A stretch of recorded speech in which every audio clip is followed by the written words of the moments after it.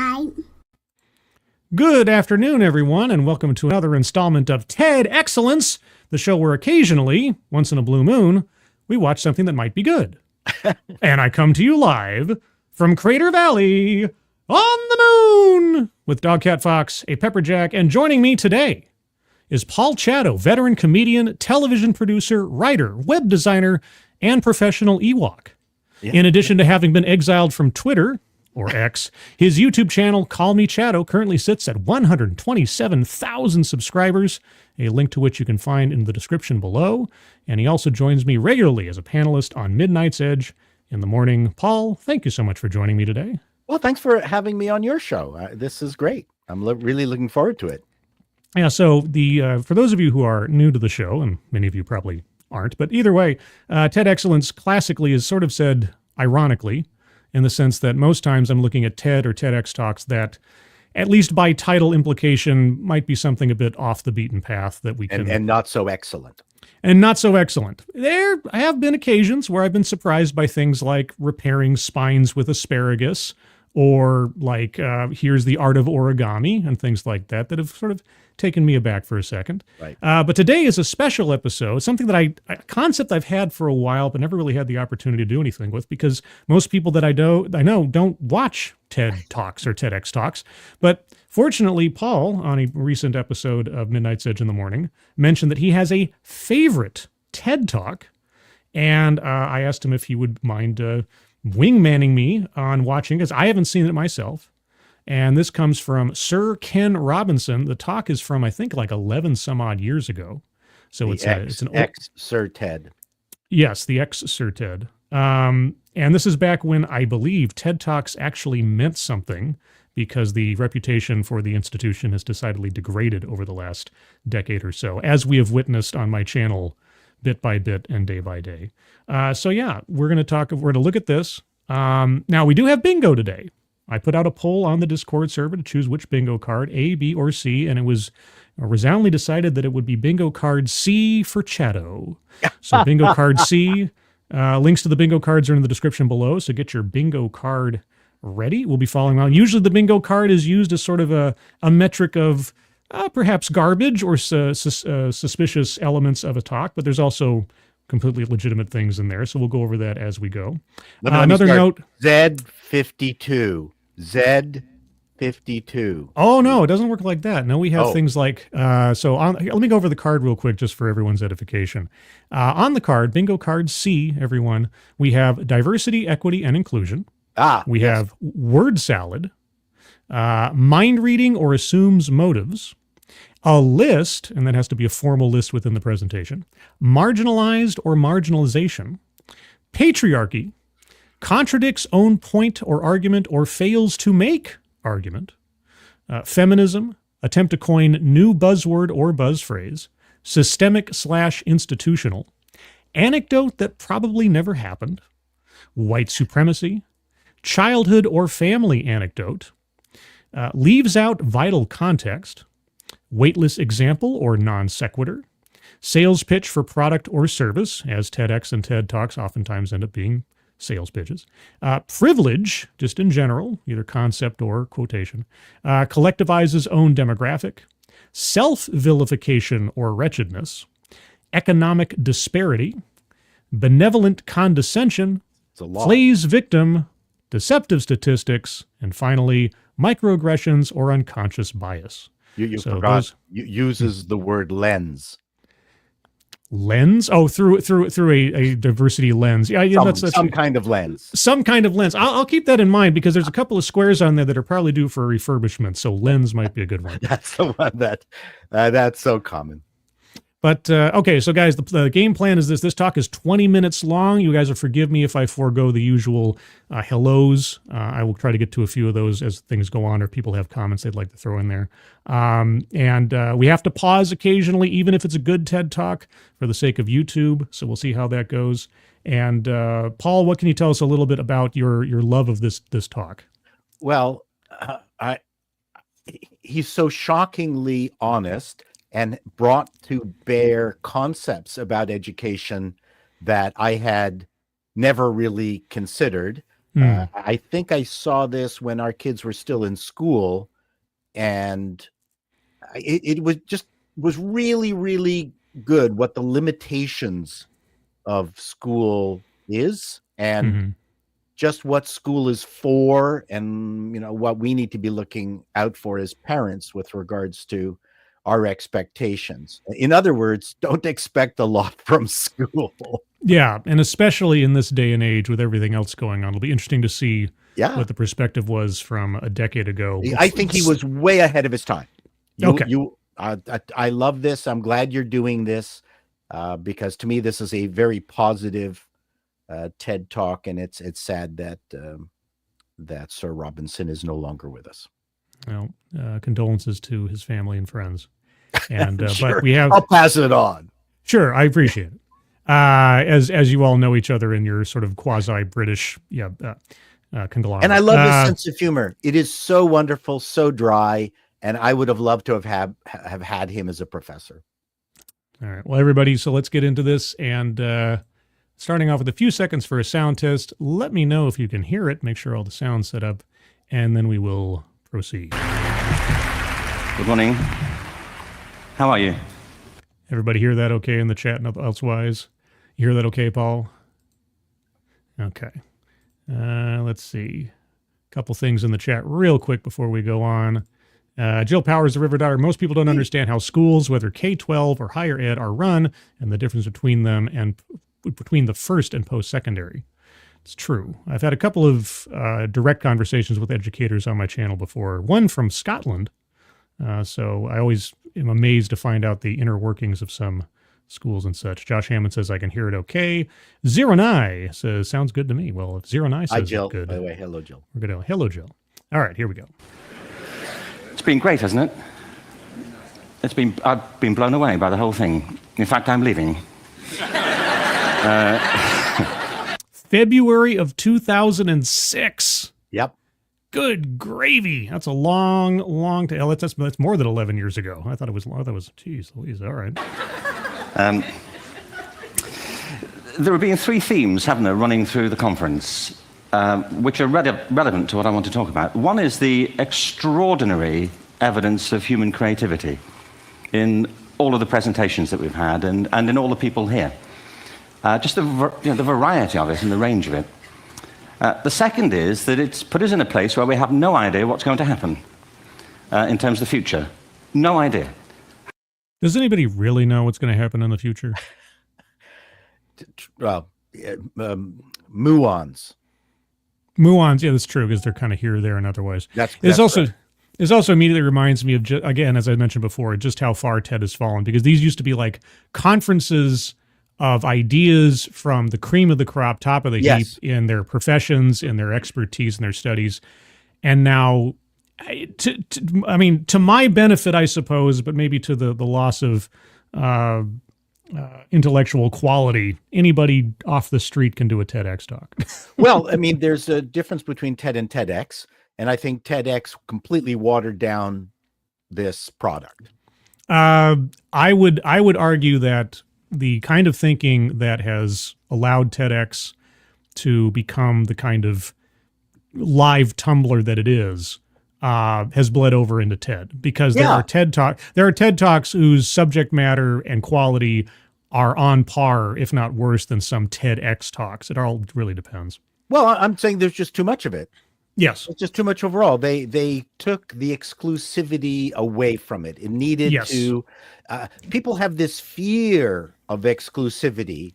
They oh, that school, oh my God, that's really exclusive. Well, an elitist, yeah, elitist. Well, perhaps it should stay that way. And TED should have stayed that way. There's a place for TEDx, and I can talk about that later on, but TED, I would always hope that it would stay sort of a very exclusive, high caliber.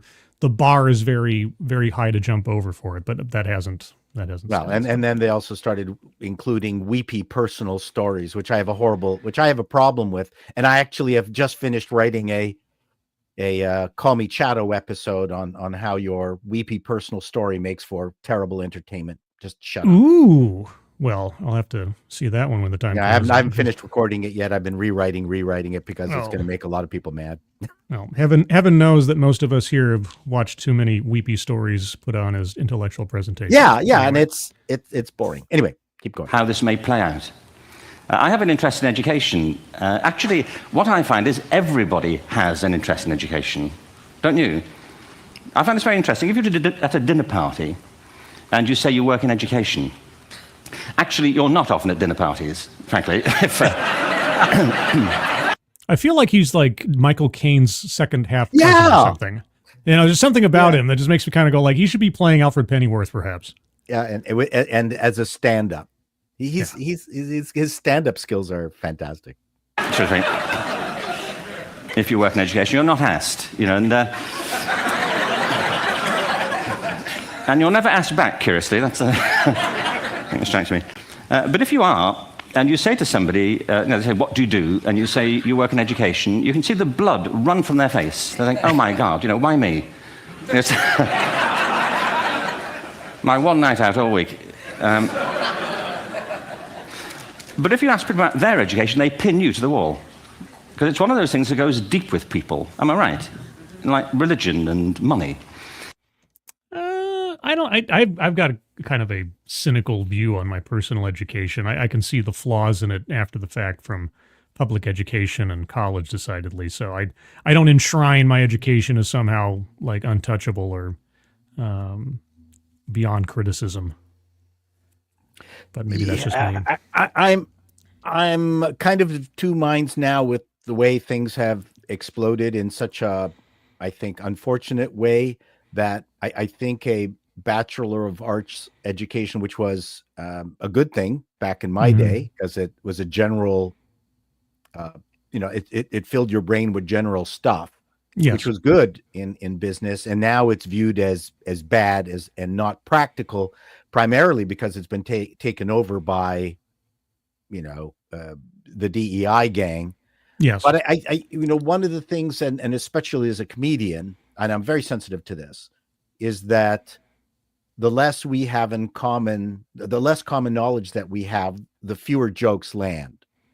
And it's one of the things that, while, yeah, I'm kind of happy that schools are stripping out anything that ends in studies, but I'm only happy about that now because how the well has been poisoned. Not because you shouldn't be learning, about Greece or feminist glaciation, but I'm joking about that, but that's actually a course at Oberlin. Oh, I know. I was about to say, I didn't take that as a joke because I know it exists. They don't know it exists, but your audience might not know. So, as a comedian, to me, an ethnocentric environment is helpful. It's one of the reasons why when you see a stand-up who's been doing in the business for a long time, suddenly everything is about the airport and being on a plane. Right. And gigging, because that becomes their life and they know nothing else but hotels, airports, and gigging. Right. And I find that to be unfortunate. And I'm also, I think it's unfortunate is the dissolution of the nuclear family. If you read the old books from Mordecai Richler and the classic old comedy books, or the plays, You Can't Take It With You, The Man Who Came to Dinner, they were all about big families. There was all about a street that almost every single relative that got born all lived within, walking distance. And you had the crazy uncle and the unmarried aunt who seemed to like other women. And that's all gone. To me, this is also part of the having some kind of commonality that you can make jokes about. And so this is, on one hand, I think DIE needs to be destroyed. On the other hand, it would really be nice to have a mandatory package of things that everybody studies. Yeah. So we could at least have something in common. Yeah. It's the dilution of a shared culture. Correct. Anyway, there we go. And other things. So I have a big interest in education, and I think we all do. We have a huge vested interest in it, partly because it's education that's meant to take us into this future that we can't grasp. If you think of it, children starting school this year will be retiring in 2065. Nobody has a clue, despite all the expertise that's been on parade for the past 4 days, what the world will look like in 5 years' time. And yet we're meant to be educating them for it. No, you can only educate them for the basics at the end of the day. Yes. The book learning versus real world, they're never going to match up. Never. And if you think they are, you're fooling yourself. And that's part of the reason why I get more creeped out by modern teachers who act more as gurus than they do as educators. They're there to try to like embed an ideology for a perfect utopian future into people, that no matter what comes, this is the correct way to think about things. Yeah. There's no room for adaptation. There's no room for adjustment. And it's all just by the person of the moment's perspective on the world that matters, and not just being able to adapt to what comes by knowing the basics. You have to have your whole life and your whole... Sorry, a lot of teachers here are dedicated to turning their kids into activists. Yes. Like, and I've covered several instances of literally saying so, that they are training activists, which is the craziest thing. Well, I can't say it's the craziest thing I've ever heard, but to have someone who calls themselves an educator say that is their agenda and their goal, as far as I'm concerned, to disqualify them from being an educator. You're not an educator anymore. Now you're a life coach off somewhere on a commune. You shouldn't be there trying to prepare children with the basic Swiss Army knife, boilerplate tools necessary to adapt to an oncoming future that, like Sir Ken Robinson here is saying, you can't foresee. You don't know. But there are some fundamentals, dishwashing and grave digging, that'll always be necessary. I wish they would teach home ec again, because Lord, the parents can't cook. Yeah. And the kids need to learn just so they can feed their parents. And they don't teach financial literacy. I was just about to say financial literacy, balancing your checkbook. If there's one thing, like I said this on a show not too long ago, I said one of the best gifts I ever got when I graduated high school is my next door neighbor, who had been my neighbor since I was like a little kid. He handed me a copy of The Richest Man in Babylon, which is a tiny little book of rules for personal financial health. And just the chapter titles alone are some of the most, like, they sound so simple, but they're do not buy what you cannot afford. If you just kind of keep that thought in your mind as you're going through life in general terms, it really does help out in the long run. But anyway, I could go on. So the unpredictability, I think, is extraordinary. And the third part of this is that we've all agreed, nonetheless, on the really extraordinary capacities that children have, their capacities for innovation. I mean, Serena last night was a marvel, wasn't she? Just seeing what she could do. And she's exceptional, but I think she's not, so to speak, exceptional in the whole of childhood. What you have there is a person of extraordinary dedication who found a talent. And my contention is all kids have tremendous talents, and we squander them pretty ruthlessly. So I want to talk about education, and I want to talk about creativity. My contention is that creativity now is as important in education as literacy, and we should treat it with the same status. Is there a risk to fostering creativity at the loss of the necessary utilitarian skills? I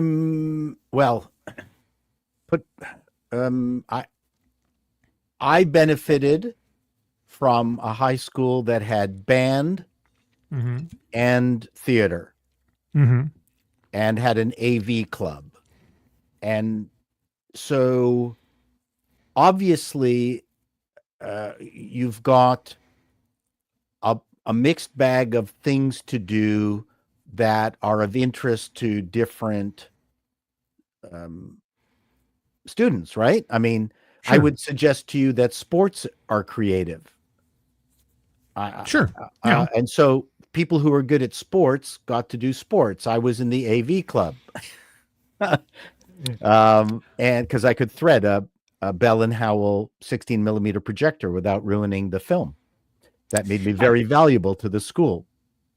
I guess.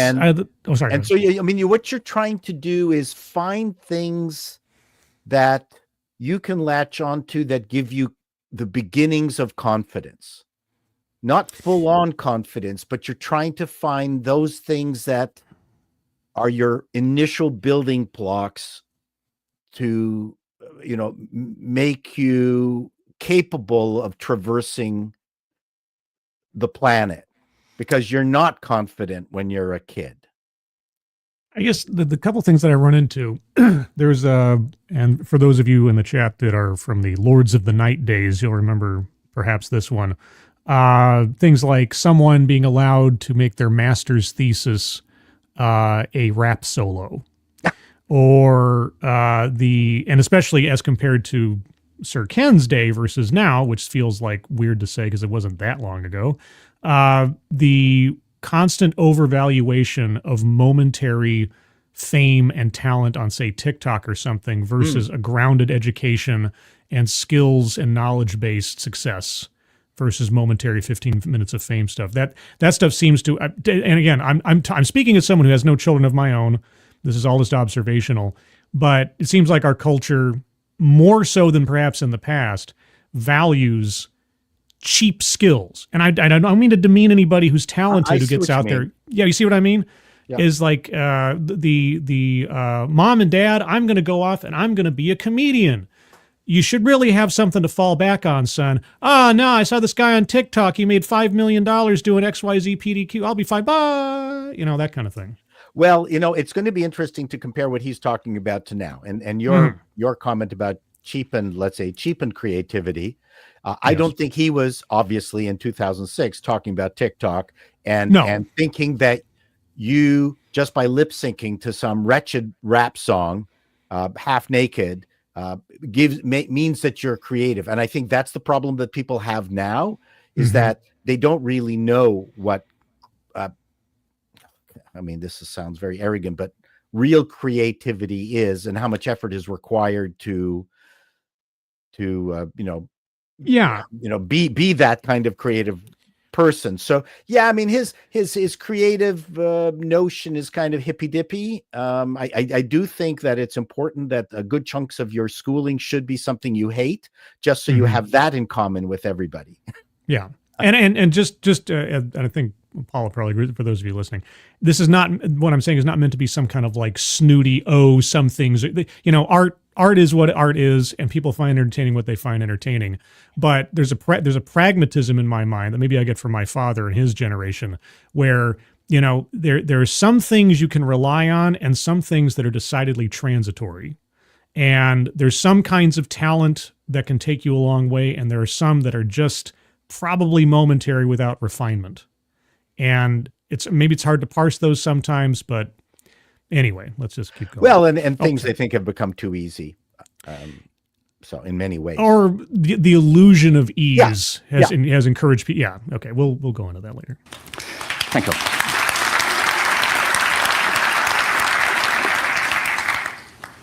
That was it, by the way. Thank you very much. So 15 minutes left.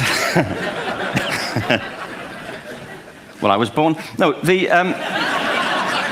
that's a childhood or family anecdote. I'll take that. It was brief. It was brief. I was born. Bingo. Bingo. Yeah. So we got one circle squared, circling free space because it's free. So 2 squares on the board, everybody. I had a great story recently. I love telling it, of a little girl who was in a drawing lesson. She was 6 and she was at the back drawing, and the teacher said this little girl hardly ever paid attention. And in this drawing lesson, she did. And the teacher was fascinated. She went over to her and she said, "What are you drawing?" And the girl said, "I'm drawing a picture of God." And the teacher said, "But nobody knows what God looks like." And the girl said, "They will in a minute." That's good. I like that one. Also, obligatory pause because I have to, guys.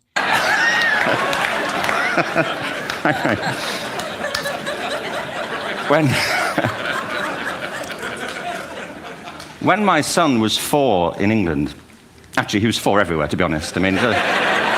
Hi-oh. I should get this ready as we proceed because he's doing a pretty good job so far. And it's funny about creativity because my son and my daughter are very different. My daughter's a very good illustrator, So she is quote unquote creative. My son is the mechanic and is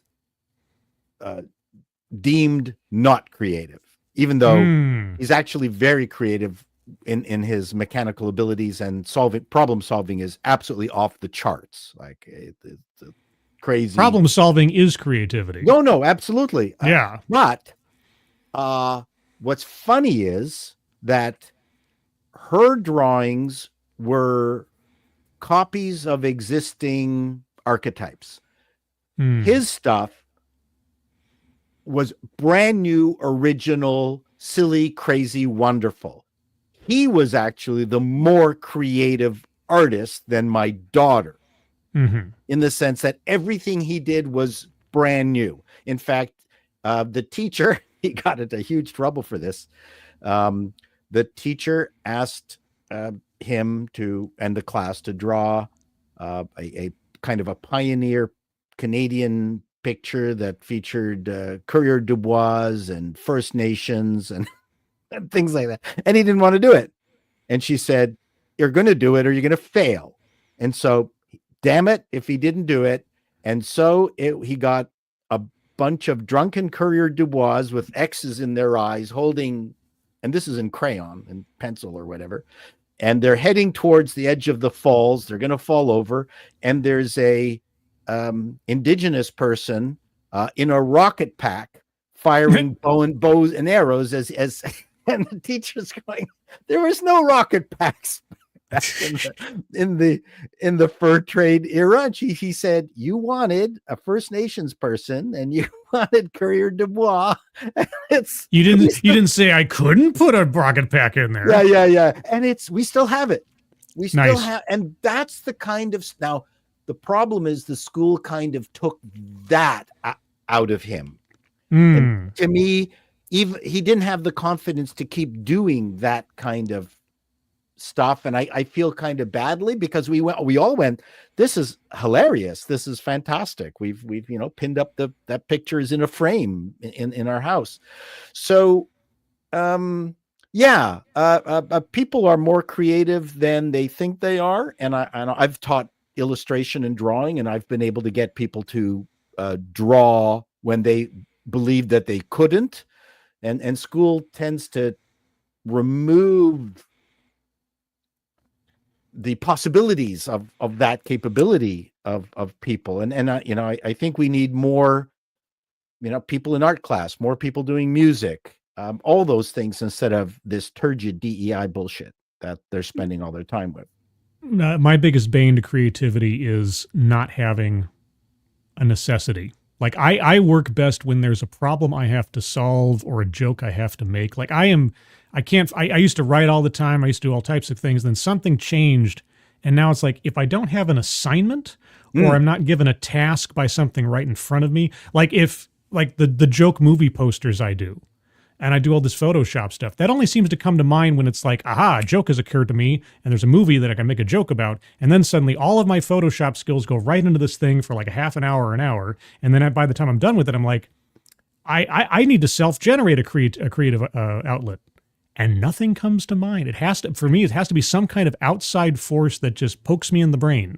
Well, it is what it is. I mean, it is what it is. Yeah, and YouTube allows you to complete the circle and publish stuff.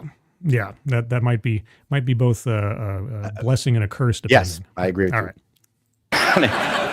For being strict about it, wherever he went, he was 4 that year. But he was in the Nativity play. Do you remember the story? Yeah. No, it's big. It's a big story. Mel Gibson did the sequel. You may have seen it. I don't know. Okay, I said don't be mean. Don't be mean. It's a very good show. I'll just keep that handy for this. Nativity 2. But James got the part of Joseph, which we were thrilled about. We consider this to be one of the lead parts. We had the place crammed full of agents and T-shirts. James Robinson is Joseph. He didn't have to speak, but do you know the bit where the 3 kings come in? They come in bearing gifts, and they bring gold, frankincense, and myrrh. This really happened. We're sitting there, and they, I think, just went out of sequence. Because we talked to the little boy afterwards and said, are you okay with that? And they said, yeah, why was that wrong? They just switched. I think that was it. Anyway, the 3 boys came in, little 4-year-olds with tea towels on their heads, and they put these boxes down. The first boy said, I bring you gold. And the second boy said, I bring you mare. And the third boy said, Frank sent this.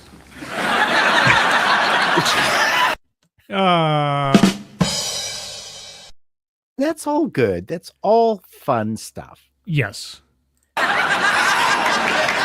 Wholesome. But That's that could have been true. Wholesome. It could have been true. Yeah. No, I'm not gonna circle him for that one.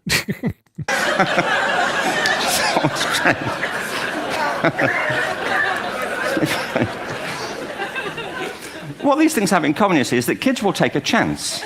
If they don't know, they'll have a go. Yep. Am I right? They're not frightened of being wrong. Now, I don't mean to say that being wrong is the same thing as being creative.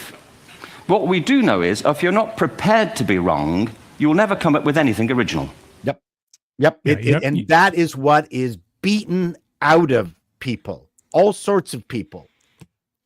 Well, it's also the philosophy that saying that someone has failed is in itself a crime against that person's psyche or something. Well, that's now a thing now. That's a microaggression or full-on aggression. Yeah, failure avoidance and equality of outcome.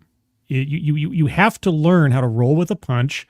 You have to learn what doesn't work. And occasionally, you have to sort of just say, I learned a lesson. If you don't learn a lesson from your own mistakes, or someone tells you that a mistake isn't actually a mistake, then, oh, you're a very good boy, well, then that causes a whole extra set of problems going on later on in life.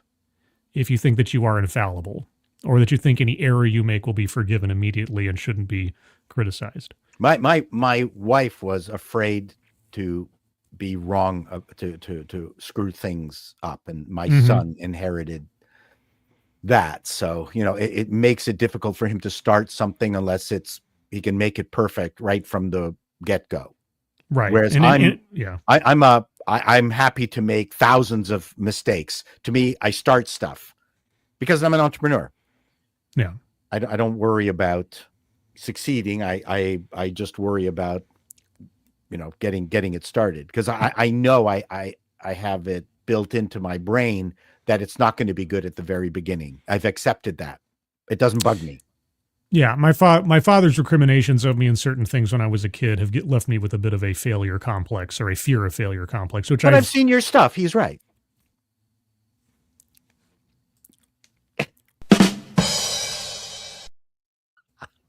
Moving on. If you're not prepared to be wrong. And by the time they get to be adults, most kids have lost that capacity.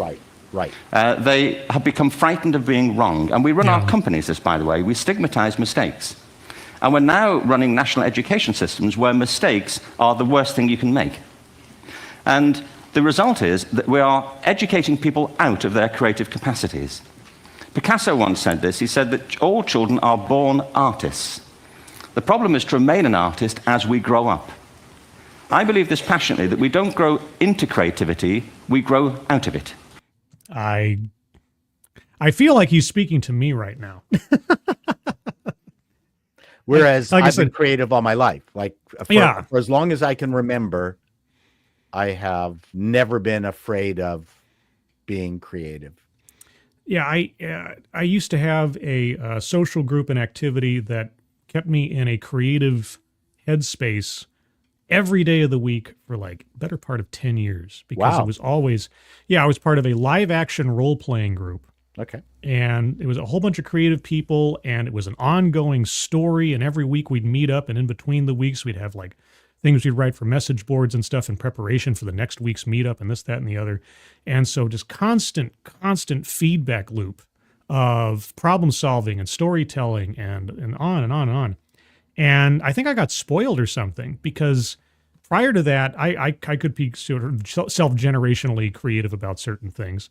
But then I was just engulfed in all this sort of, mutual, resonation of ideas and concepts and stuff. And then, because as things do, social groups change, people move away, things fall apart, it all went away. And now I think I got so used to just having it fed to me, this energy, that now that I'm sort of detached from all that, it has to be something that gives me that bump from the outside before it gets the gears moving. And what was your first real job? My first real job, working at a video store. Ah, so that's not a real job. No, it's not. My first my first real job. My first real job out of college was working in debt collection for a timeshare company. Wow. Yeah, that's where my English degree took me. Yeah, I was just going to say that's beggars can't be choosers. No. Yeah. No, I understand. Anyway. Or rather, we get educated out of it. So why is this? I lived in Stratford-on-Avon until about 5 years ago. In fact, we moved from Stratford to Los Angeles. So you can imagine what a seamless transition, this was from LA. Actually, we lived in a place called Snitterfield, just outside Stratford, which is where Shakespeare's father was born. Are you struck by a new thought? I was. You don't think of Shakespeare having a father, do you? Doesn't usually occur to me to think about Shakespeare, because I'm still not sure Shakespeare was a real person, as I'm always told. And you never think of the Queen going to the washroom and having a crap. No, these things don't occur to me. Also, how do they do that on the Enterprise? They never say. They never say, and that's one of the things that bugs me. And they never read. Yeah. They never watch TV. They read books. Yeah. There's no. And the only time they ever see any visual entertainment or something is when it's some alien conspiracy to take over somebody's brain. I'm sure there's no sort of subtext to that whatsoever. Well, go ahead. Sorry. Okay. Because you don't think of Shakespeare being a child, do you? Shakespeare being 7. I never thought of it. I mean, he was 7 at some point. He was in somebody's English class, wasn't he? Do you understand? Really? Precocious. How annoying would that be? Yeah. It's like having Einstein for a math student. That's right. It's like I did the first problem and the last problem. Why do I have to do the ones in between? Shut up, you. Actually, that was my son. Your son with Einstein? No. My son has certain autism in that he could look at a math problem and know the answer, but not know the steps. And isn't that frustrating? It's like you spend your entire life becoming like a math expert or something, and somebody walks in the room and just like bleh, like oh. Yeah, he's good at math, and I have to sit down and whenever he talks about stoichiometric gas to air ratios in the cylinder, I got to listen to him. Because he's decided he needs to talk to me about stuff. So I just stop what I do, and he demands my attention. Anyway, well, yes, the travails of parenthood. I love it.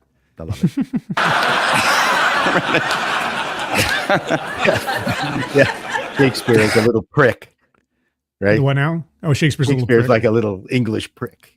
Do not correct my grammar, you little shit. Must try harder. Being sent to bed by his dad to Shakespeare. Go to bed now, to William Shakespeare, and put the pencil down, and stop speaking like that. It's confusing everybody. Yeah, I wonder how Shakespeare spoke in real life. Like if you had a conversation with actual Shakespeare. Just the word choice and vocabulary that guy must have had at hand at any moment. Oh, and when he gained it, we don't know whether he was quite silent for a good chunk of his life, and then suddenly he absorbed everything, and then it all blurted out. We don't know. Yeah, we do know the way he spoke was different from the way they do it on stage. Sure. Well, I think anybody speaks differently than the way Shakespeare puts it on stage. Yes. Yeah. In fact, there's a really fascinating show where a linguist, was trying to find the accent that was part of Shakespeare's era. And first of all, they looked at a sonnet and it has a iambic pentameter and a certain rhythm, and it required a certain vocalization of certain vowels to hit the mark, to hit the beat. So when they were they would get name some famous Shakespeare, Sir Laurence Olivier kind of thing, where it was very plummy and everything else. The vowels were not long enough, and his recitation of Shakespeare was actually wrong. And then they went to lower end London, then they went to whatever, the different parts of the UK to try to find it. And they got kind of close here and there, and it was fascinating because the person would have different regular individuals on the street read this chunk of Shakespeare, and he would explain how they missed the rhythm. And then he found the people. He found exactly the accent that matched Shakespeare's writing, and it was on a fishing village on an island off the shore of the United States. That doesn't make any sense. No, because they came over and their accent was frozen, much like the Quebecois. So if you go to Quebec, they're actually speaking a farmer French dialect because they came over of that, the 1700s, and that's how it kind of got frozen in time. So is this off the coast of Maine was this island of fishing people, and they spoke exactly the same accent that would have been spoken during Shakespeare's time. I thought that was amazing. Fantastic show. Yeah, it's crazy. It's just like something like that would lead to like archaeolingual research to try to define how something was spoken on a written word. Oh, that's crazy. It was a great show. I loved it. That's interesting. To me, I love that stuff. Anyway, we moved from Stratford to Los Angeles, and I just want to say a word about the transition. Actually, my son didn't want to come. I've got two kids. He's 21 now, and my daughter's 16. He didn't want to come to Los Angeles. He loved it, but he had a girlfriend in England. This was the love of his life, Sarah. He'd known her for a month. Mind you, they'd had their 4th anniversary, because it's a long time when you're 16. Anyway, he was really upset on the plane. He said, "I'll never find another girl like Sarah." And we were rather pleased about that, frankly, because... Hi-oh! Because Sarah was something of a tart. She was...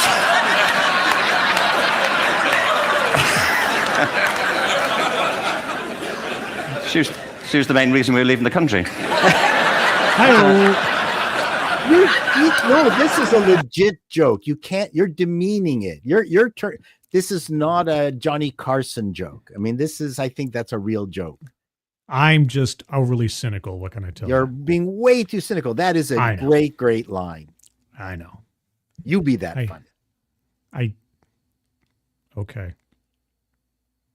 There, I did it. No? Okay. You just didn't see it because I don't have my camera on. No. But something strikes you when you move to America and when you travel around the world. Every education system on Earth has the same hierarchy of subjects. Everyone, doesn't matter where you go. You think it would be otherwise, but it isn't. At the top are mathematics and languages, then the humanities, and at the bottom are the arts, everywhere on Earth. And in pretty much every system, too, there's a hierarchy within the arts. Art and music are normally given a higher status in schools than drama and dance. There isn't an education system on the planet that teaches dance every day to children the way we teach them mathematics. That is true. Except for Waldorf. I guess in my mind, I wonder if he'll address this. I mean, the rationalization would be, what is more generally applicable to everyday life and potential career possibilities, dance or mathematics?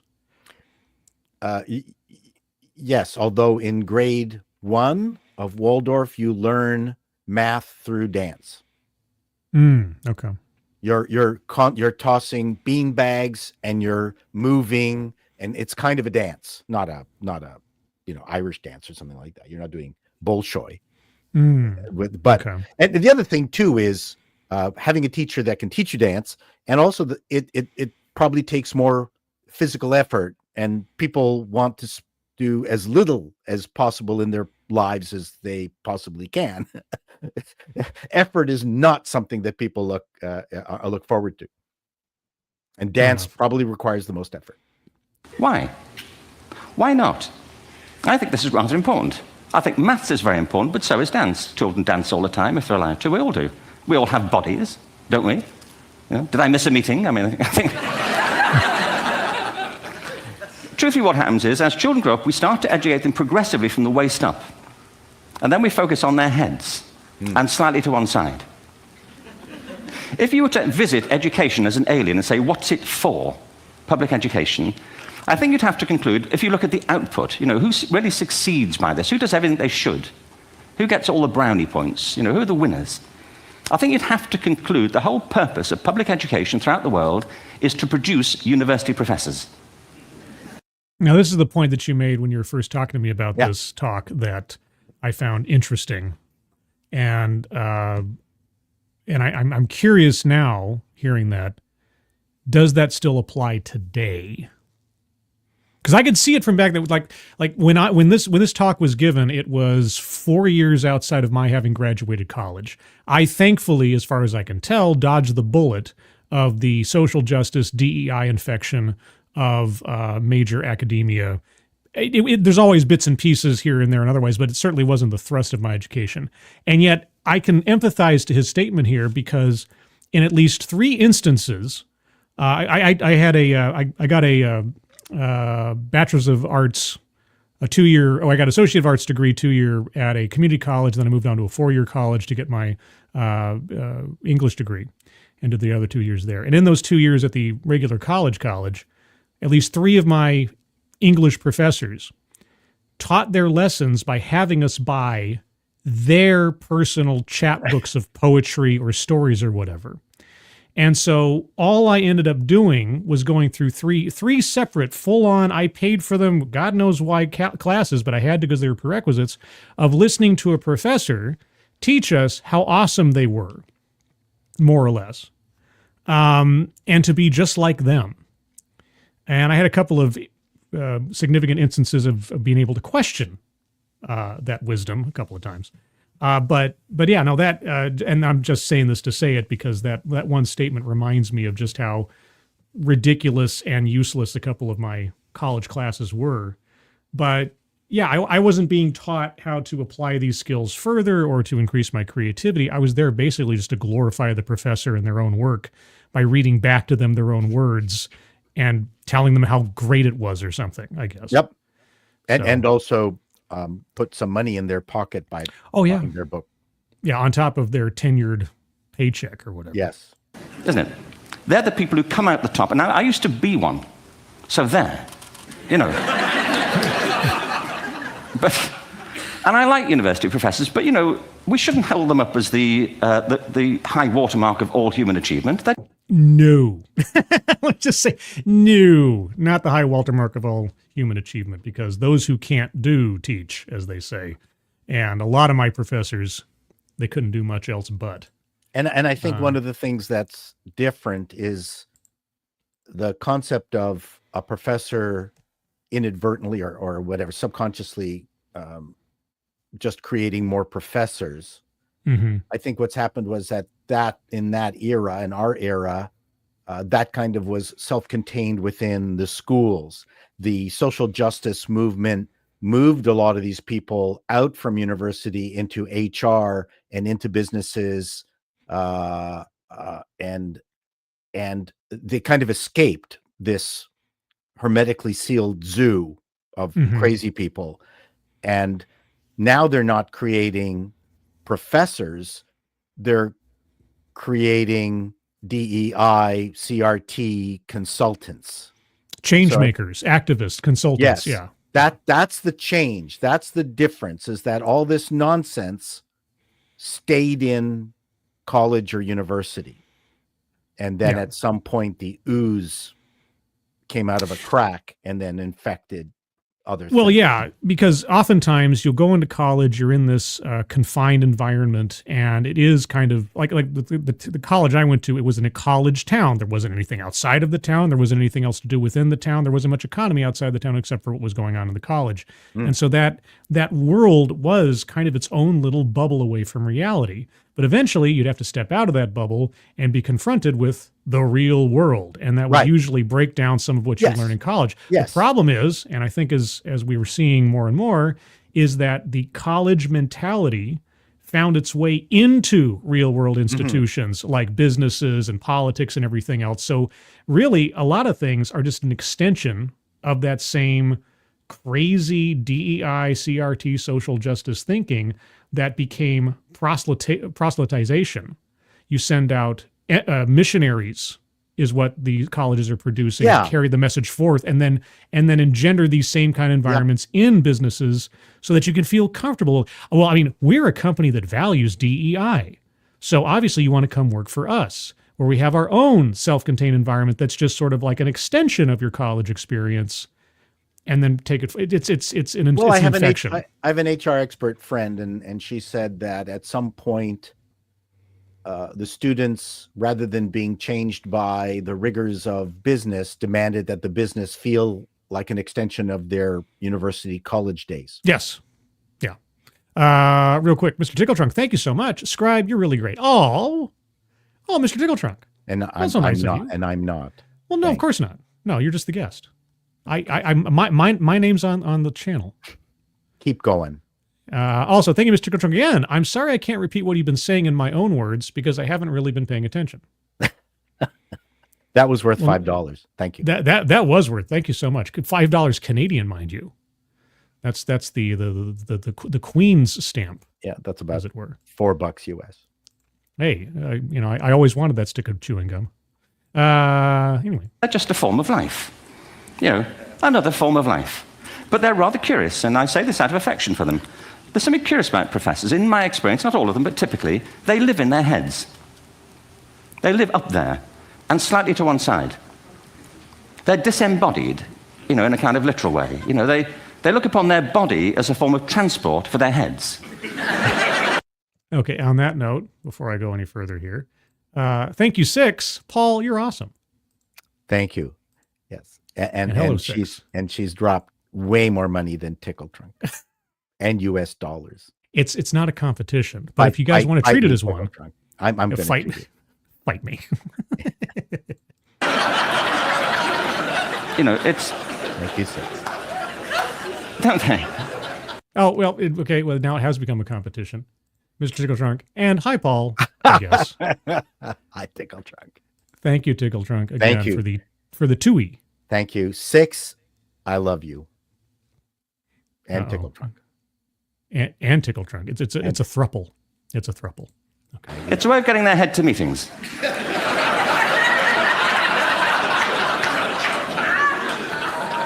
If you want real evidence of out-of-body experiences, by the way, get yourself along to a residential conference for senior academics and pop into the discotheque on the final night. And there you will see it. Grown men and women writhing uncontrollably off the beat. Wait. So being a professor makes you a nerdy white man? Not to say white. I mean, as soon as you're a professor, then whatever innate dancing skills you had as a black person are gone. Okay, it takes that out of you too. It's everyone is dancing like Elaine. Mr. Tickletrunk again, and this is for the exchange rate. Thank you very much, Mr. And immediately after that, Faustonia, holy cats. Wow. Thank you so much. This is a great conversation, guys. More of this, please. Well, there you go. Like I said, I've been wanting to do some kind of like spotlight type guest series for a while, so maybe we will. Well, and finally, then you have some intellect on the show that you could converse with. This is true. Just talking with myself never really does me any favors. But even after that, hold on. John Miller, pardon me. I cheap. You both rock. Thank you, Johnny Miller. Thank you, John. I appreciate it. Good golfer. I know the value of $1. Thankfully, I think. And also 6 again. Holy cow, Paul! I love you more. Oh, now it's a fight. They're fighting for your love. Valentine's Day was last week, guys. Well, I do have a secret crush on 6. Oh my gosh, not so secret anymore. And then Moon-based security, Canadian dollars, aka Kanakistani Kopecks. Jeez. Thank you, Moon-based security. And this is your 10th super chat on a live stream, according to that. Wow, thank you so much. You guys are ridiculously generous. Thank you, appreciate it. Yeah, well, we're on a Moon-based right now. That's where I live with Dogcat Fox. You know about Dogcat. You know about Dogcat Fox? No, this isn't Space 1999 Moonbase. Well, I mean, it could be, but the Dogcat Fox is my genetically modified merged of a dog, cat, and fox that lives with me on Moon. Wow! Wow. There's Dogcat Fox. Oh, nice. Yeah, I got a whole bunch of stickers for Dogcat Fox. I don't see Moonbase. I mean, I just the picture with Robinson blocks it. But let's keep going. You can show it to me later. Wait until it ends so they can go home and write a paper about it. Now, our education system is predicated on the idea of academic ability. And there's a reason. The whole system was invented around the world. There were no public systems of education really before the 19th century. They all came into being to meet the needs of industrialism. So the hierarchy is rooted on two ideas. Number one, that the most useful subjects for work are at the top. So you were probably steered benignly away from things at school when you were a kid, things you liked, on the grounds you would never get a job doing that. I guess that's where my mentality comes from, because that's what I was thinking. And I mean, and there's a certain truth to that, because you're trying to get through an awful lot of blobs of wetware, yes, through the system as efficiently as you possibly can, and then hope that when they leave, they're not criminals or something, right? I mean, yeah, you do your best, and to me, school is up to the student to make what they want of it. It's not up to the school to mold you. I've always used my environment to my own personal advantage. Mm-hmm. But then other people want to leave, make some money, and then buy stereo equipment or date girls. I mean, everyone has different motivations. I mean, and especially in high school, hormones are a huge thing. I was very lucky that no girl wanted to go out with me at all, which meant that I wasn't preoccupied with useless stuff. I guess it depends on whether you feel as though you have that freedom to make of it what you want. Because when I was growing up, I always felt like it was just, this is what I have to do. I'm very regimented. Well, I think no, you know what? I think it's because no one told you that you do have the freedom. It could be. Mr. Tickle Trunk, again, thank you so much for the super sticker. Wow. It's a dancy, heart-filled Dogcat Fox. Oh, Dogcat Fox. Wowie, wow. Dogcat Fox for you. Thank you, Mr. Tickle Trunk. And then, Kiro Soldier, thank you so much. Paul, to be fair, this chat is full of characters, loonies, and interesting intellects, meaning we're all laughable and lovable, but insane. That's fine. Insane is good. Yeah, especially with this group. I tell you Not clinically insane, but most well-behaved audience on YouTube, as far as I'm concerned. Well, yeah. All right. I mean, the more people you have, though. Don't do music. You're not going to be. Oh, sorry. What? No, I'm just saying it's okay. Keep going. Musician. Don't do art. You won't be an artist. Benign advice. Now, profoundly mistaken. The whole world is engulfed in a revolution. And the second is academic ability, which has really come to dominate our view of intelligence because the universities designed the system in their image. If you think of it, the whole system of public education around the world is a protracted process of university entrance. And the consequence is that many highly talented, brilliant, creative people think they're not, because the thing they were good at school wasn't valued or was actually stigmatized. I'm pausing to both think about what he's saying and also to do the regular routine to the thing. pause. Yeah. So. Yeah, I have to do that. The pause that refreshes. And I think we can't afford to go on that way. In the next 30 years, according to UNESCO, more people worldwide will be graduating through education than since the beginning of history. Yes, but in what subjects and to the quality of what degrees? I always hear this said, like, this demographic has the most bachelor degrees of anybody in the world, and why aren't they all more highly employed and making more money? And I'm always like, degrees in what subjects? If I've got a degree in underwater basket weaving, it's probably not going to earn me as much as a degree in finance or something. Like over-educating someone at the continued devaluation of that education is not a good thing. Well, also the explosion of programs ending in studies. Yes. There's a difference between learning the history of your country or the Prussian Wars or something like that, learning Latin, which is useful if you're going to go on to learn other languages. But some of the craziest stuff that, I mean, as a part of the problem with university, is that for the most part, or many colleges, I would imagine in the United States, is that almost everything is 4 years minimum. And there's subjects that you could learn in 2 years, but no, we're going to stretch it to 4 because we want to get as much cash out of you as we possibly can. And not only are you going to be doing, fashion journalism, but you've got these electives, and the electives are bullshit. And that's part of the problem, is what are the electives that they are forcing you to have, and what electives are remaining that you can pick voluntarily. That's the scam of these schools. It's the sawdust to fill the sausage making. Yes, it's the filler. Yeah, there you it's go. Nonsense. Yeah, yes, it's academic navel gazing for the sake of filling up time and bumping up budgets. That's it. And I experienced plenty of that. More people. And it's the combination of all the things we've talked about, technology and its transformational effect on work, and demography and the huge explosion in population. Suddenly, degrees aren't worth anything. Isn't that true? When I was a student, if you had a degree, you had a job. If you didn't have a job, it's because you didn't want one. And I didn't want one, frankly. So, but now, kids with degrees are often heading home to carry on playing video games, because you need an MA, where the previous job required a BA, and now you need a PhD for the other. It's a process of academic inflation, and it indicates the whole structure of education is shifting beneath our feet.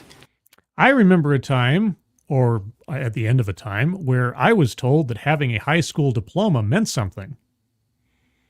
Now it means nothing. Like having a high school diploma. In fact, I would say it's worse now than back in his day. Yes. Going to university now. Obviously, you're better off going into a trade. Yes. Yeah. You might as well become a plumber or carpenter or something. I mean, if you want to have a fallback position for just about any particular career, having trade skills first and foremost. Heavy trade is big. In fact, my lowest on the totem pole of trades is auto mechanics, even though everybody wants their cars on the road. It's a weird business, how little respect mechanics are actually get. But if he wanted to make double the money, all he has to do is go into the mining side of things. Sure. He'd make bags of cash. Of course, he'd be in the middle of frickin' nowhere, but then he wouldn't be able to spend it either. Probably hate his life, but he could make a lot of money. A couple 5 years of hating your life. What's so bad about that? It's like marriage. I was about to say, it sounds like a marriage.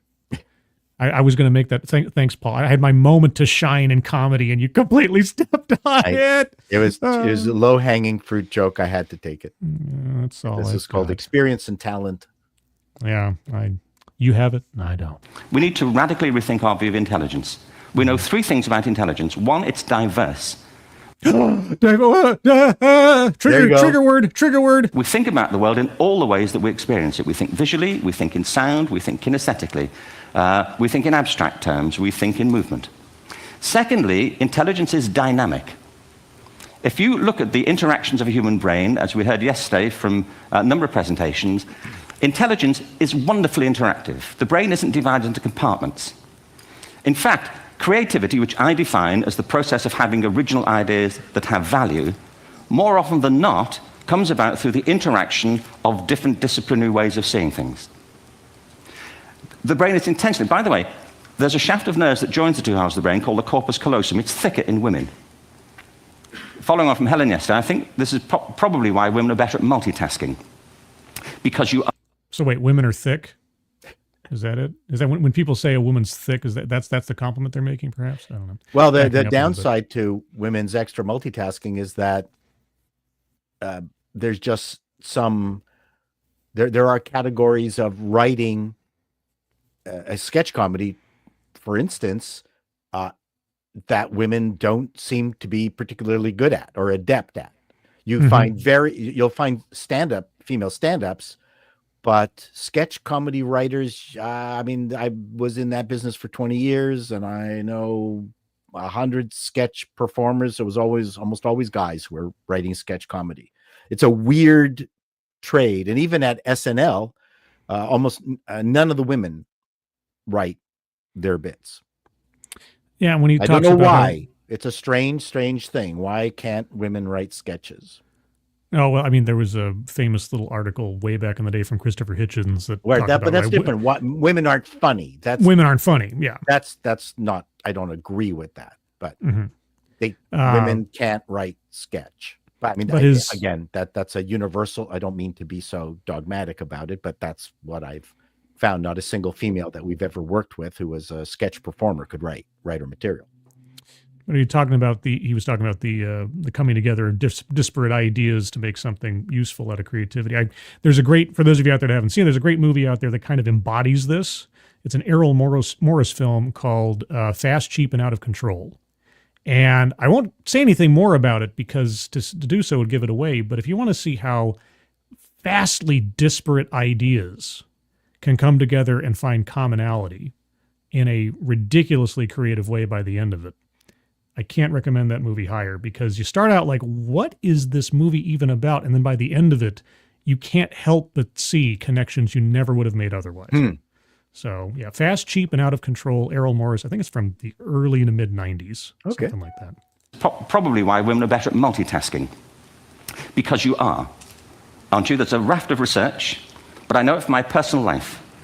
If my wife is cooking a meal at home, which is not often, thankfully, but if she's doing, she's good at some things. But if she's cooking, she's dealing with people on the phone, she's talking to the kids, she's painting the ceiling, she's doing open heart surgery over here. If I'm cooking, the door is shut, the kids are out, the phone's on the hook. If she comes in, I get annoyed. I say, Terry, please, I'm trying to fry an egg in here. Really. So is it a matter of focus that is the advantage rather than like being a Swiss Army knife that creates better quality? It is a weird thing. I mean, people have joked about the fact that if I know for a fact that if let's say I've arrived at the destination where I've been trying to drive to and I need to find a parking spot, I'll turn off the music.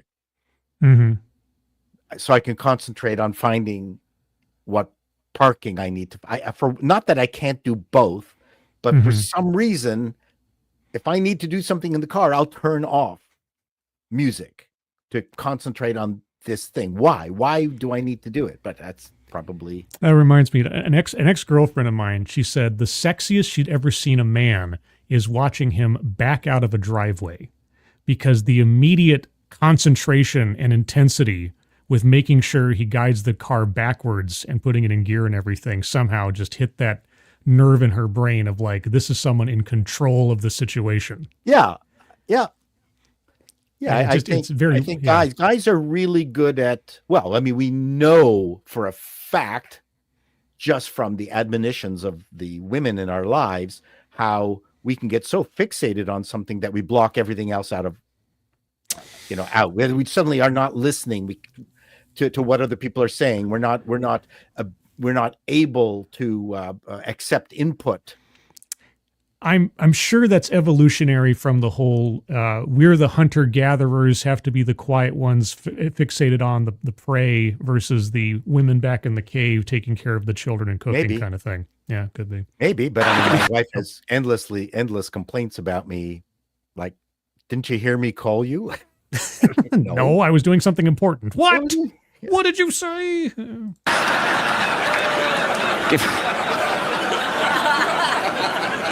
Give me a break. Actually, there was do you know that old philosophical thing? If a tree falls in a forest and nobody hears it, did it happen? Remember that old chestnut? I saw a great T-shirt really recently which said, if a man speaks his mind in a forest and no woman hears him, is he still wrong? That's a good one. That is a good one.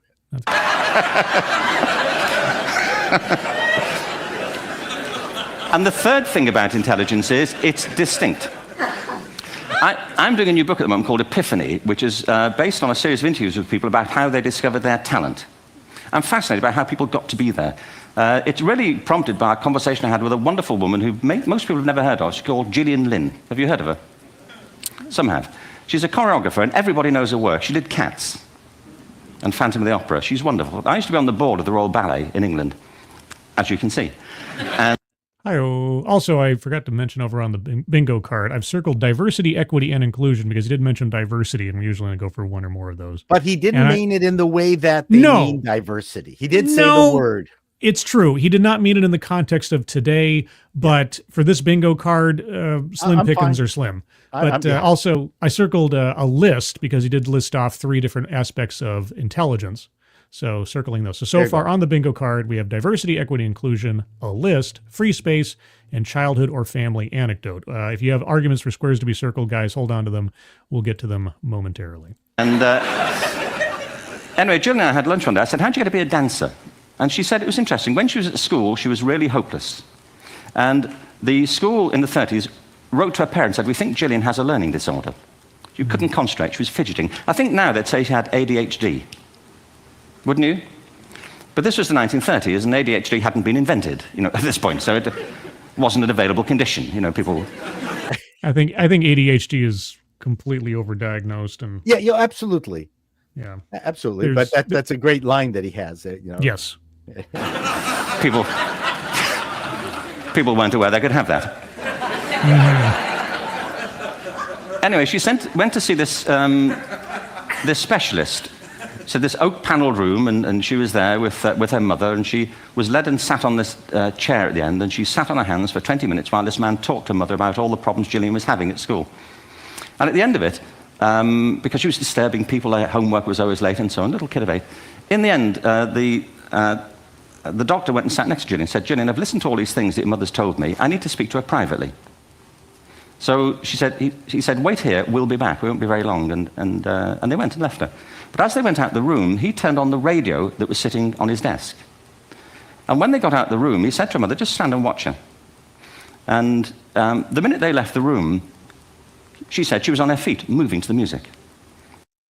Obligatory pause for YouTube's sake. Yeah. Because I can't let it go too long before they can mention it. Right. Almost seemed too long. I was concerned. Yeah, I know. If I get too lost in it, especially, like I'm not used to pausing, or I should say I'm not used to not pausing while watching a TEDx or something. Usually I have a lot to say. It's when I watch a good one, when I know, like when I don't feel the need to pause, I know it's an engaging talk. And so this one is, but I have to like force myself to pause because the force is above us. Watched for a few minutes, and he turned to her mother, and he said, Mrs. Lynn, Jillian isn't sick. She's a dancer. Take her to a dance school. I said, what happened? He said, she did. I can't tell you how wonderful it was. We walked in this room, and it was full of people like me. People who couldn't sit still. People who had to move to think. They did ballet, they did tap, they did jazz, they did modern, they did contemporary. She was eventually auditioned for the Royal Ballet School. She became a soloist. She had a wonderful career at the Royal Ballet. She eventually graduated from the Royal Ballet School, found her own company, the Jillian Lynn Dance Company, met Andrew Lloyd Webber. She's been responsible for some of the most successful musical theatre productions in history. She's given pleasure to millions, and she's a multimillionaire. And these days, you just give them some kind of drug to suppress their fidgetiness, as that's a problem that has to be suppressed or something. It always reminds me a little bit of Harrison Bergeron, the Kurt Vonnegut story. Kiever Dam, hi, and thank you so much, Kieran. Nice to see you. And Kiever Dam arrival and her donation reminds me of something that I forgot to mention. Guys, at the top of the chat box, there's a link up there to the Leukemia and Lymphoma Society donation page. If you're able to donate there, please do so. But even if you can't, if you can share that out on social media, that would be appreciated. So thank you for that. And thank you, Kiever Dam. Hope you're having a good day. Well, I had an English teacher in high school. I was heading towards architecture at the insistence of my parents, who even the thought of going to a college freaked them out. Had to be a university. So it was an era where the college was for stupid people. See, I know this is not true. This is how I grew up. I always thought college and university was synonymous, but I didn't really understand the differential between the two. Because in the United States, they can be equal. Not in Canada. Yeah. Not in Canada or in the United Kingdom. In Canada, college and university college was almost 100% vocational. All right, yeah, because in the United States, my growing up, I never quite got the distinction, except to say that the most expensive ones usually had university at the end, as far as I understood it. Yeah, it's true. So this English teacher, and it wasn't even my English teacher, said, "What are you doing going into?" Because initially I wanted to be a nuclear physicist, and then architecture, and then but I always wanted to get into comedy. I was doing all the plays, not plays, but sketch stuff at the school, in high school. And he said, you should go into writing and TV." Mm-hmm. And he was the one who encouraged me to not go into architecture and go into writing and TV. So that was even though I had an English teacher in grade 7, I wrote a thing, a science fiction story, because I was into science fiction, where, and I'll try to make this really quickly, where all the leaders in the world suddenly got a letter demanding that they go to the United Nations on such and such a date. And initially they were like outraged, like, how dare they tell me I'm the president of such and such a place? But they did. And they fill the United Nations hall, and the curtains opens, and there's a dais of 7 men. And they tell them that they are the industrialists who are actually running all the businesses in the world.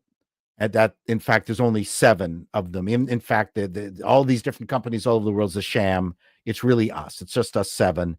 And we have decided that you guys are doing such a bad job running your countries. The amount of profit that we're making from your countries is way below what the potential is. You're all fired by. And I won't go into the rest of the story, but the teacher made me read the short story, and then she said, "This is the worst thing I have ever read in my entire life. Your view of the world is ugly." I mean, she was a total hippie, right? It was the 60s, late 60s when I wrote this. And she just creamed me right in front of the class, saying, "This is just an absolute obscene piece of unhappy work, blah, blah, blah, blah, blah." And then I didn't write a thing for 2 years, because she just completely. Wow. And that story was titled "The 7 Faces of George Soros." Yes. So I was way ahead of my time. Exactly. You're a prophet. Grade 7. Thank you, the mum. This is a great talk. It's not demeaning. Thank you, Paul. No problem. But you got to have demeaning. You know what I mean? You got to be mean. I'm demeaning most of the other times I'm doing these shows, so I'm glad to do one where I'm not. Anyway, so let's keep going. Yes, we're almost done. School can crush you. We're almost done. Somebody else might have put her on medication and told her to calm down. No kidding. Yep. Now, I think. By the way, quick plug. This is also something. That back in the day, when people were much more agricultural, they'd go, Charlie there, he just loves baling hay. He's not very smart. He's probably got ADD, ADHD. But they didn't know, they didn't care, they weren't diagnosing. And they went, you know what? We need someone who likes baling hay like 24/7, and he loves doing it. We don't care. Let him do it. Now they'd put him on drugs and not let him do the hay baling, because somehow it didn't fit with all the other cogs in the universe. Just another plug for something if people are curious about this. A bit of a horror story in and of itself. There's a great documentary. I'm going to documentaries here from Frontline from PBS. Oh yes. I want to say it was around the same time, early 2000s, called The Medicated Child. Absolute horror story of this child does not fit. Let's dose them up and then see all the fallout from that, which is just, ugh. I'm so glad. I feel like in my life, both life-wise and academically, I hit all of the tail ends of the sweet spots before things really started to turn lousy. But I don't know. Maybe I have a weird perspective on it. One of my best friends and a member of the Frantics had ADHD, and he didn't know until he was an adult. And I had a massive falling out, and it was really crushing that I could never have the kind of friendship with him that I thought we had. And I went to high school with him. And then when it all got sorted out that he had ADHD, then everything sort of fell into place. that it wasn't personal, because I thought it was personal. Oh, I see what you mean. Okay. And it was really horrible for me. I didn't know what to do. And now our son is mildly ADHD, and yeah, some chemical treatment was used just to get him over the top so he could then survive without it. So it was a useful short-term bridge. Yes. To try to like get through stuff, give him coping mechanisms that then he would use when he was no longer using.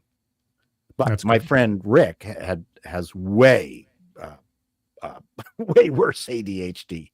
And it can be terrible. I mean, another friend of ours literally went to a car dealership and bought a car, like out of nowhere.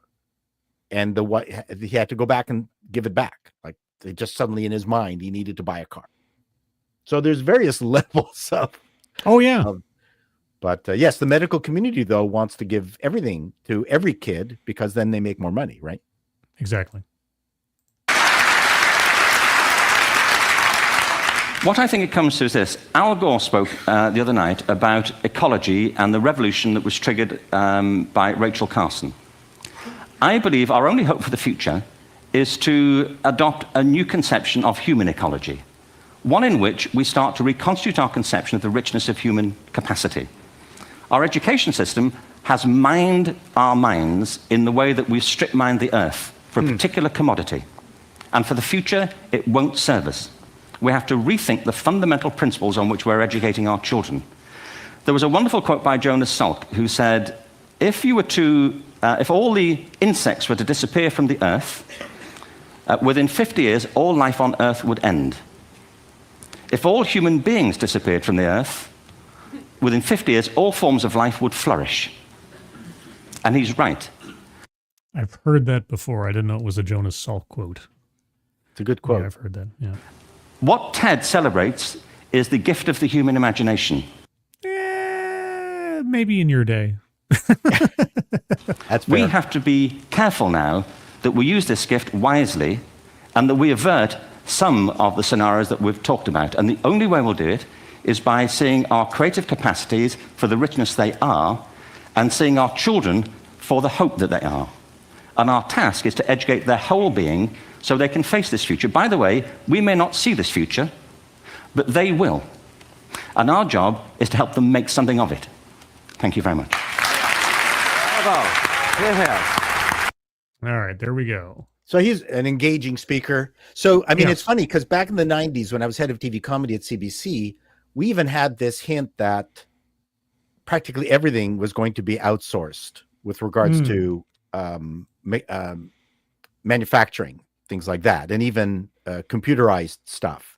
And we came to the conclusion that the only thing that could not be outsourced was creativity, that they couldn't write plays that would work in North America. They could obviously work, you know, in India or China. You could write your own stuff and have it work within your cultural environment, but it's not something that they couldn't be writing our kinds of dramas, our kinds of comedies. And that was the only thing left for us to be able to concentrate on. So that was something in the early 90s we were discussing. All right. Well, everyone, we're going to move on. So is this good?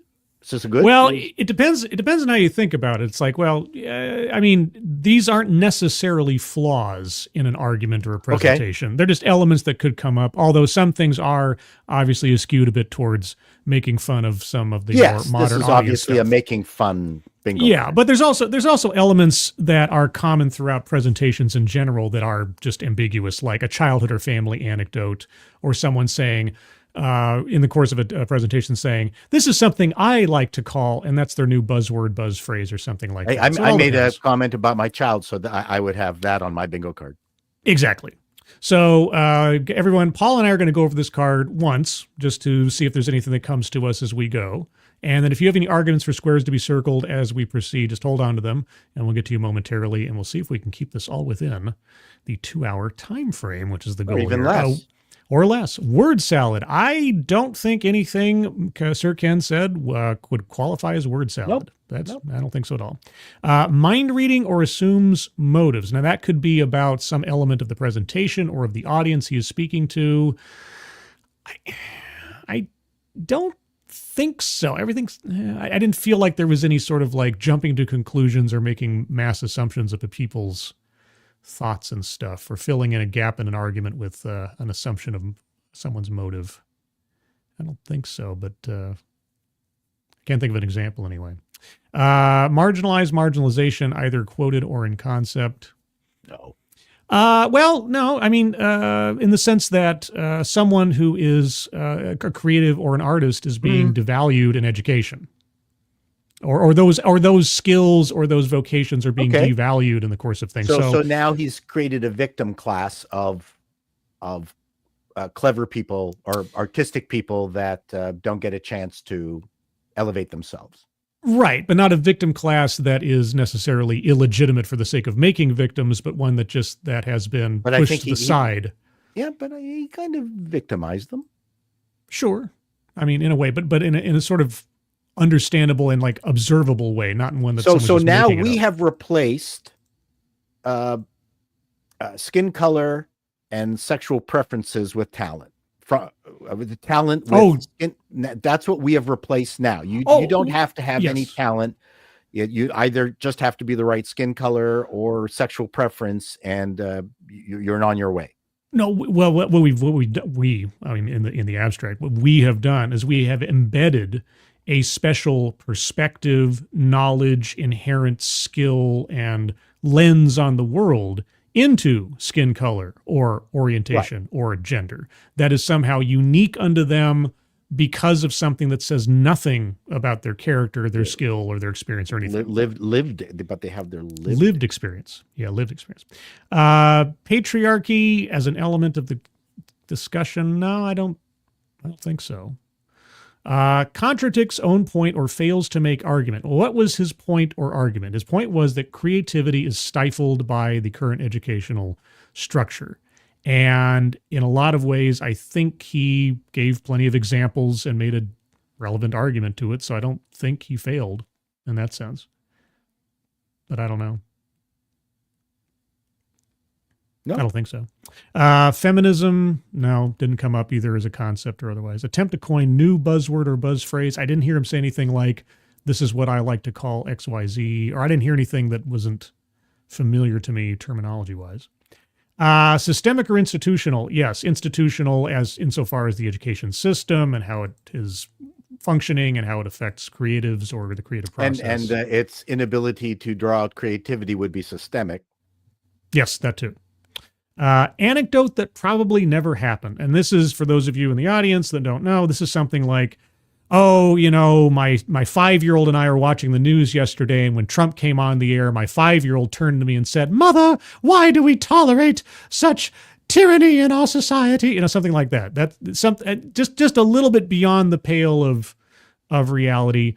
Every anecdote that he brought up was mostly also turned with a little bit of a joke, so I don't really take it that serious. So in the sense of making it towards this, I didn't hear anything that sounded so beyond the pale as to be too perfect for words. So white supremacy, he never brought up race, leaves Except out vital his mere existence. Well, exactly. Just being on the stage denotes his white privilege. Yep. Leaves out vital context. No. I didn't feel like anything was, at least I didn't. Again, anybody in the chat, if you had argument elsewise, just let us know in a moment. Weightless example or non sequitur? I don't know. There's nothing that he touched upon that seemed completely out of place. Like it all kind of flowed together. Mm-hmm. So, sales pitch for product or service? Nope. He didn't bring up a book he wrote or anything else. Nope. Privilege.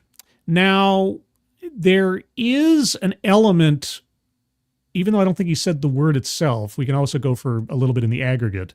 There was a sense that there was a privilege towards being one kind of professor, educator, student versus another. That, again, we go back to these skills are valued and these are not, that college professors are able to exist in this bubble.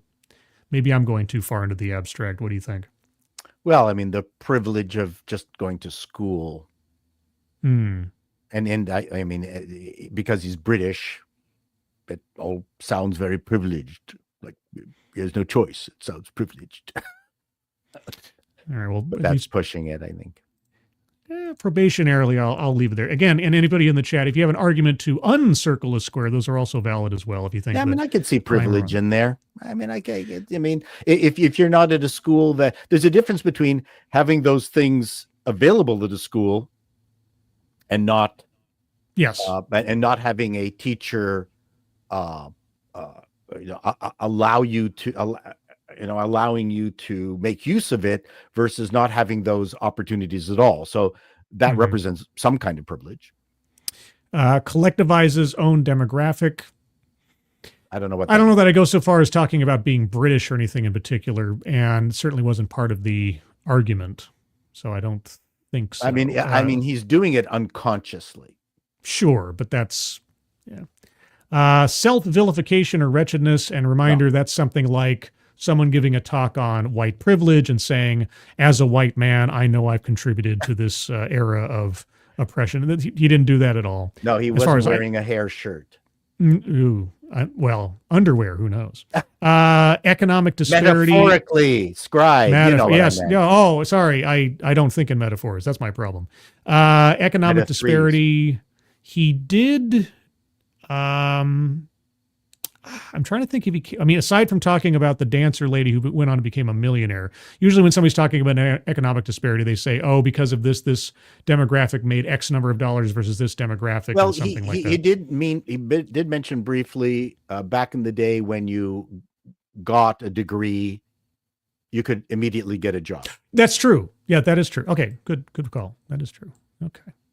Circling that one. That's right. Yeah, the devaluing of education for career advancement.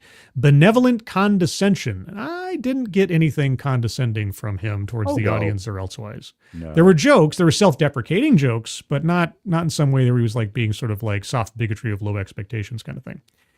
Plays victim. No. Deceptive statistics. I don't think he gave us any. If he did give us any statistics, it didn't ring to me as something that was being manipulative. I don't think he did. I think he mentioned something about percentages earlier on, but I didn't. I didn't pick it up. And lastly, microaggressions or unconscious bias. And again, this has to be microaggressions or unconscious bias or some reasonable facsimile thereof that was an element of the presentation. And, I think I will say there was, in the sense that the whole ADHD versus creativity part. Again, I keep coming back to that little girl example because classically education would say that girl needs medication or special attention or needs to behave herself. And so the institution's unconscious bias towards anything that wasn't regimented within the lesson plan played a part in his argument towards creativity versus, academic standards, if that makes sense. That seemed to fit. I'll go with whatever you say. Okay. I don't know if maybe I'm just word salading it. Pardon me. 1 second.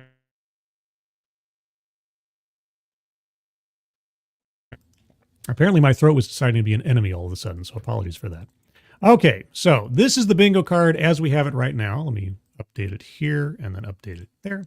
All right, so if anybody in the chat has arguments for squares to be circled, put them in the chat now. If I've already missed your argument previously, just please repost it and we'll go on. Let's see. Advocast Diabli says, leaves out vital context. If that girl drew a picture of God so we could all know what he looked like, well, what did he look like? Also, he plugged his book. Yes, I am reaching here. Did he plug his book? I don't remember him plugging a bit. Did he? I mean, I was engaged so much that maybe I missed something. But I can't recall. I know he plugged other people's books. Yes, but the little girl and the picture of God. Let's see. Jill Powers, Scribelight. I felt like this TED Talk avoided a lot of these categories, but then he's obviously educated in argumentation. Yeah, this isn't your classic TEDx talk where somebody's going up there and giving you effectively their high school persuasive essay on why, giving plants NFTs is a good investment opportunity. And no, that was a real TEDx talk that we looked at a couple of years ago. Wow. Plants with bank accounts. I'm not kidding. Okay. I am not kidding. Let's see. Empress, New Mexico. I'm saying New Mexico maybe means something else. I apologize. Scribe's throat needs an ally. No homo. Okay, son. Okay. Thanks.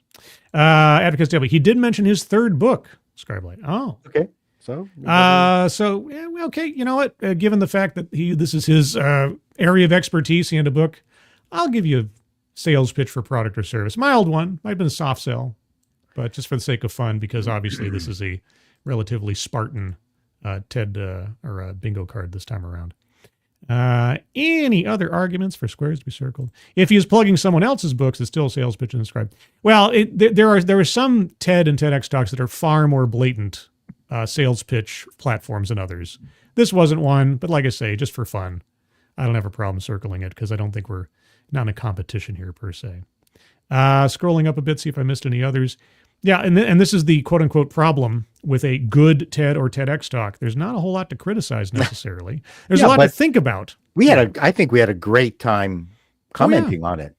Yeah, and this can be, and rare is the case, but can be. This is why I love doing this, is because even if you have a bad talk or one that's cringeworthy or otherwise, the discussion about how it's structured, is it effective, does it hit certain points, does it not hit certain points, is always valuable to me. The critical thinking skills and practice that comes out of doing this with the bingo card as a sort of a facilitator for that, I think is worthwhile, regardless of the quality of the talk. But in this case, there's a certain level of sarcasm in your bingo card. Oh yeah. No, TEDXcellence is definitely a title meant in irony and meant in sarcasm to an extent. But I am willing, as I am right here, I am willing to entertain a thought without necessarily accepting it, but allowing for the possibility that it might be a good one. Which is what we had here. It's telling that so many bad talks come from younger people than this one was. If you've watched TEDXcellence for a while, the age range, the places of culture, country, skin color, gender, run the gamut. We have had TED Talks that were brilliant from relatively young people and then absolute stupidity from elders and vice versa. It all depends on the content of the idea, not necessarily the age or color of the throat it's coming out of. But maybe I'm just on my high horse. I don't know. I defend TEDx. I defend TEDx talks because they are, as far as I'm concerned, the canary in the coal mine of what's may or may not become mainstream in the future. I see TEDx as what Tumblr was back in the early 2010s.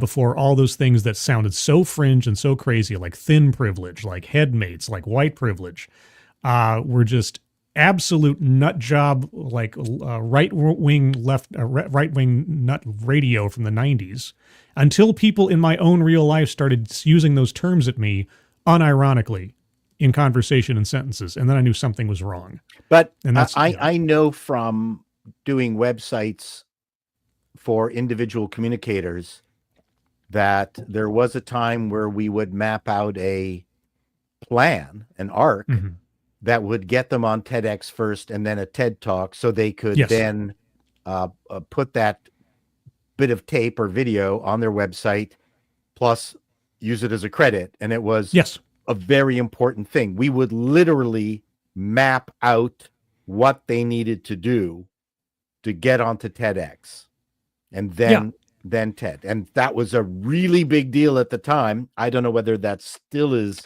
a big deal. Well, I mean, sort of like college degrees and high school degrees, the badge of being a TEDx presenter has been devalued because the bar has been consistently lowered over and over, not just for TEDx talks. TEDx talks as a regional, independently produced kind of thing, I can understand. You're not talking necessarily about marquee names and the experts in the field. And that's what I appreciated about TEDx at the beginning, was I thought this is the everyman's opportunity to speak their mind on a platform that has just an endless amount of subject matter. You go onto TEDx or TED and you put in any keywords you want, and you will find somebody that's talked about it. And even though it's all through the same branding, it's an absolute endless amount of ideas and opinions and arguments. Except my point is the motivation was to get it into LinkedIn. Sure, because it was a badge of honor. 90% of the TEDx talks was to try to get your credit on LinkedIn that you did. Yeah.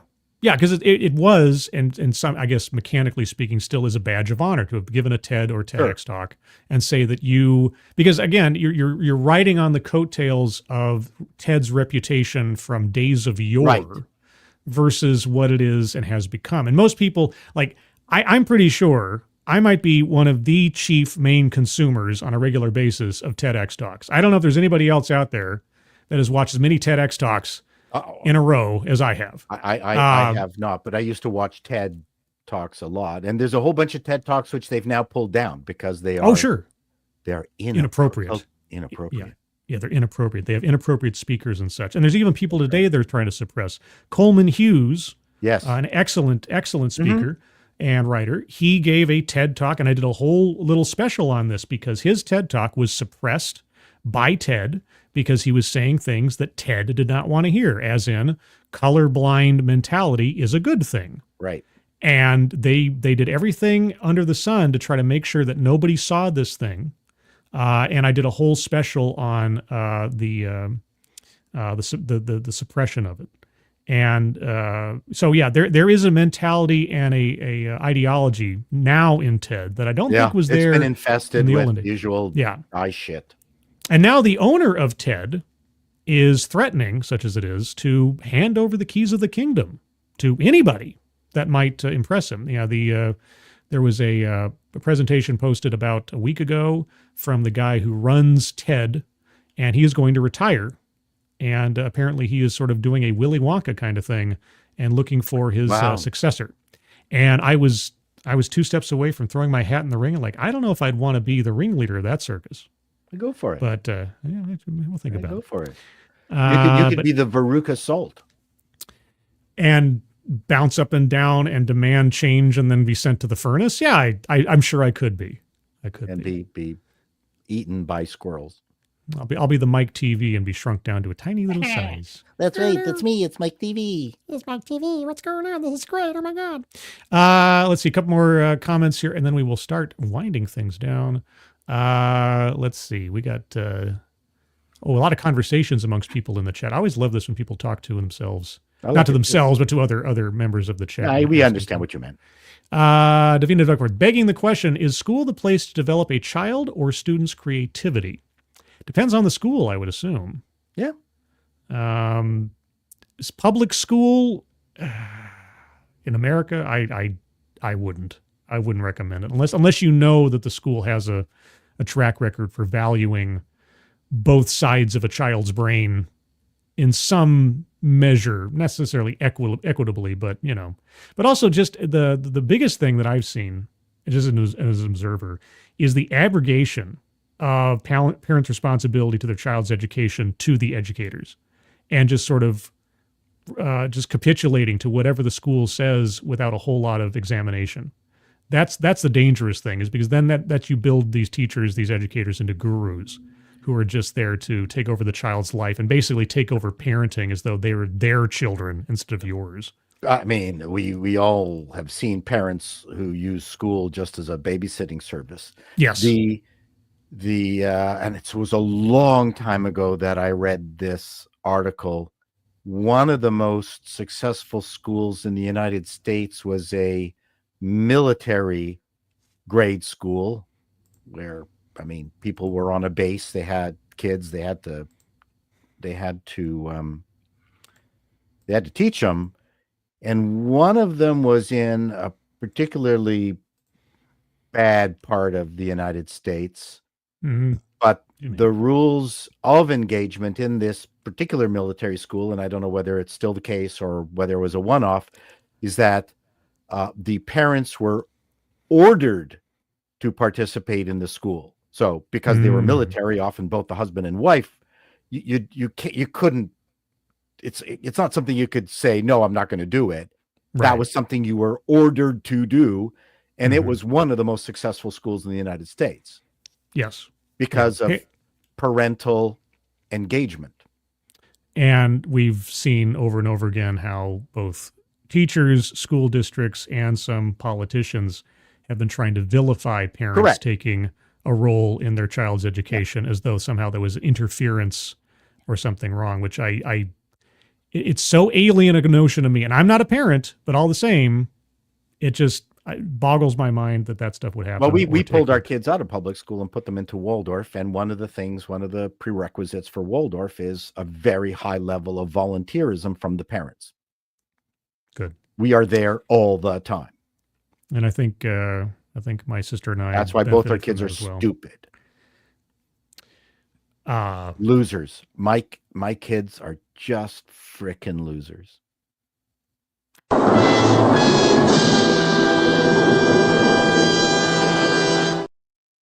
You heard it here first, folks.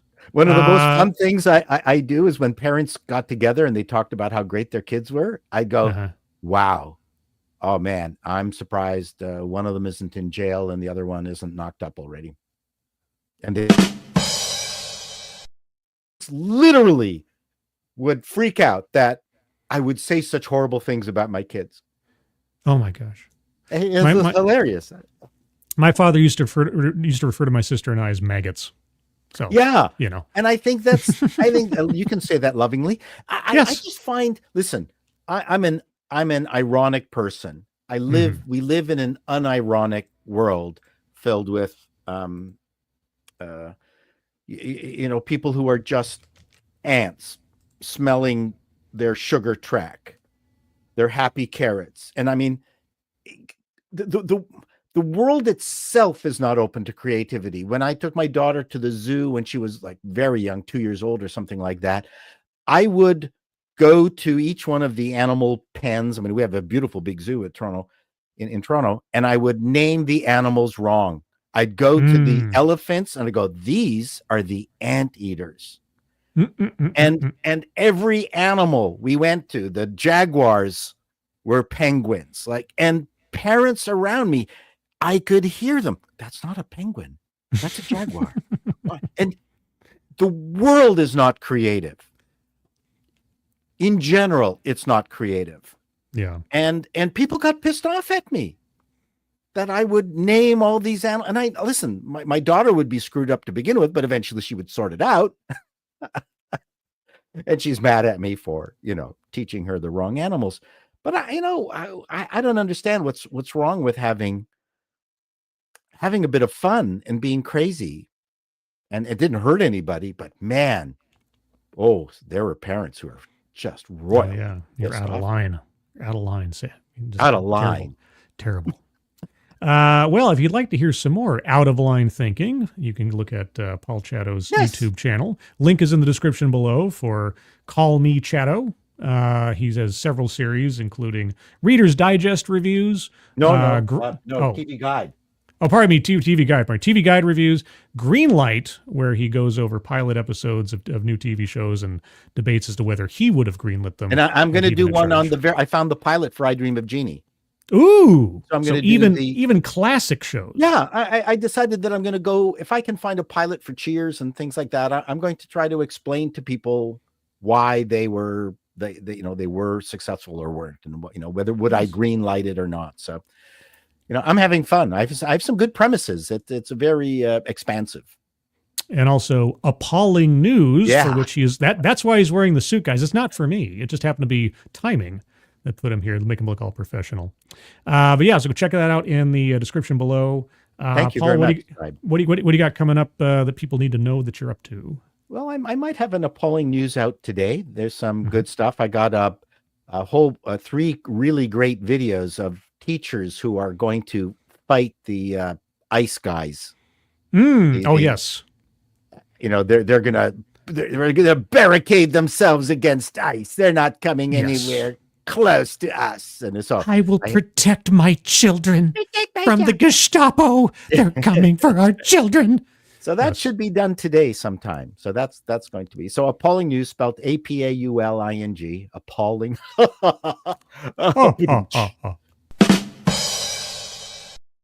That deserves it. And listen, thank you very much for inviting me. I have always been amazed by your intellect and your use of words and your lack of corporeal existence, because I don't know what you look like. It's true. I am really just an AI generated character. I really don't exist. But yeah, guys, check out Paul's channel in the description below. Thank you. He does not have an X. He was exiled from X, but maybe someday he'll return. Elsewise, everybody, first and foremost, did you know I have a Discord server? I have a Discord server. Link to the Discord server is in the chat. If you'd like to join the Discord server, you just have to click on that link. You'll find yourself on the landing channel called Say Hello. And in addition to saying hello, you just have to say the secret word. The secret word tells me you're not a bot. Actually watch the show and thus earn the right, the privilege, the entitlement to join the Discord server. And today's secret word is, what is it, Paul? What's today's secret word? Dodecahedron.